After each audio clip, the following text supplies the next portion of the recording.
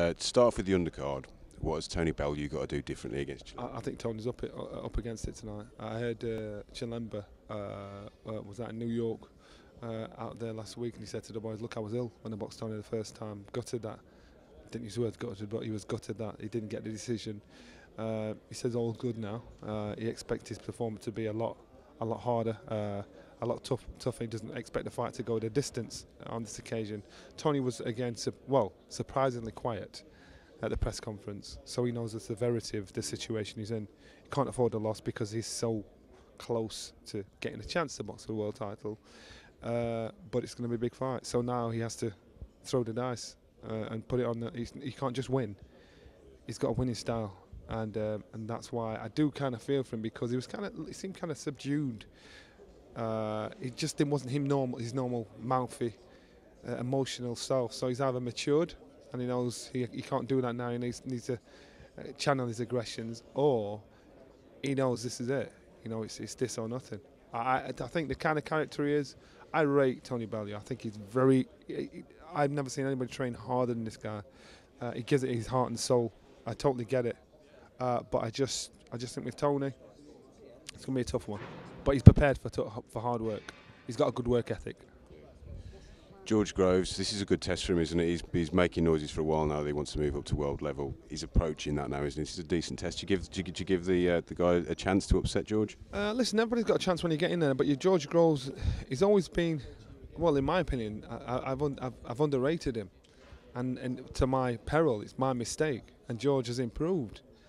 George has matured in front of our eyes, and you just don't actually realise what you've got until all of a sudden you think, oh yeah, I'm not making that mistake now. He's matured as a fighter.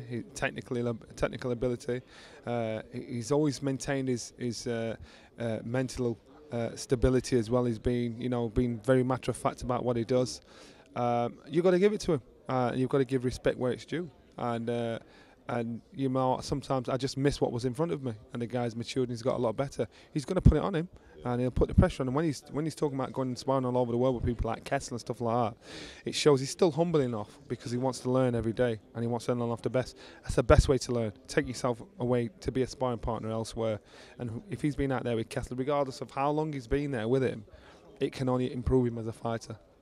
Right, moving on to the main event. This might put you on the spot a bit. We've seen you on ringside, being put through your paces at both of the training camps.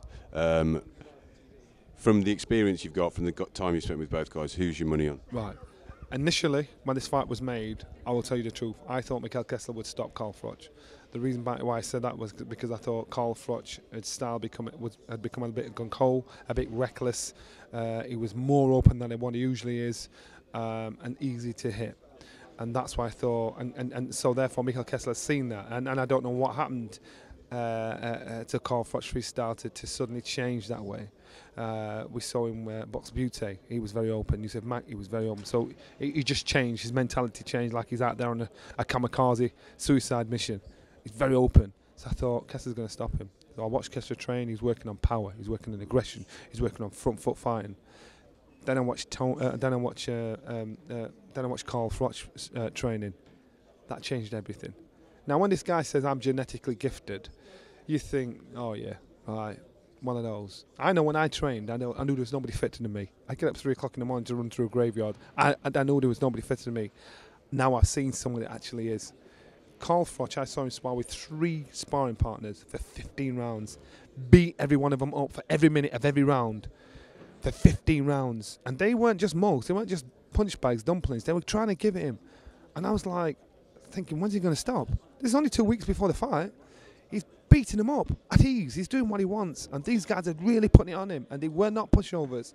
Then after he finished that, he started training for an hour, doing pads, doing skipping. And he's doing footwork, doing his floor work. But talking to the crowd as they're there, he was in his element.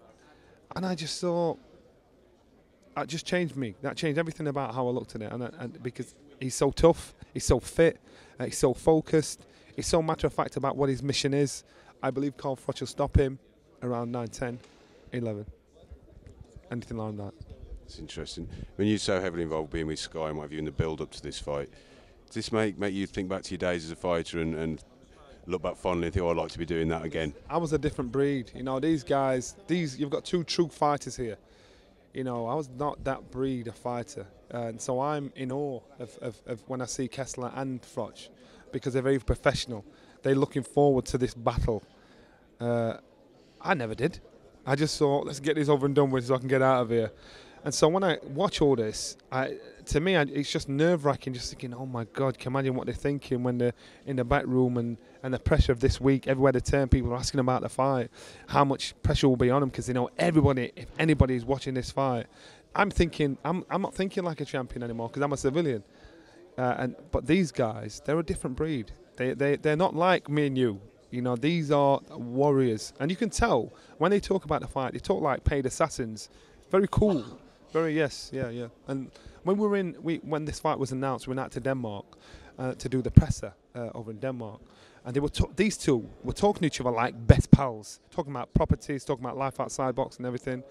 And then, as soon as they'd finished and they were going, and Mikhail said, yeah, I'll see you later, Carl. Carl said, yeah, no problem. And as he turned around, Carl said, don't think I'm not going to smash the life out of you. Really cool. Don't think I'm not going to smash the life out of you when this fight's on. I'm not that stupid. I know you're not my mate, with a bad language in. And like, Kessler carried on walking, and when he turned around, he said, you just remember. But it wasn't bullshit, because no, we went around. You know, the cameras went around. This was serious. And I thought, and I believed what was happening all day when they were all being panning and everything, because they were being very genuine. But then they just switched. I thought, this is going to be a fight. I reckon this is the only fight that I'll have seen where the second fight is better than the first fight, because it's too much on the line. Is there room for a trilogy, or do you think that Carl's going to win that convincingly? I think the loser is going to break him mentally, physically, emotionally, and he'll never be the same fighter again. They both made bold statements coming into this. Kessler said if he loses to Carl Froch, he's going to retire. Carl Froch said if I lose to Mikhail Kessler, I will never get over it. I can't see it happening. And they couldn't have a trilogy, because, and if they do have a trilogy, it won't be better than this one. Because these two guys really believe they're going to win. And there's a lot on the line. They've worked very, very hard for this. And I just think whoever loses, we may see, this may be their last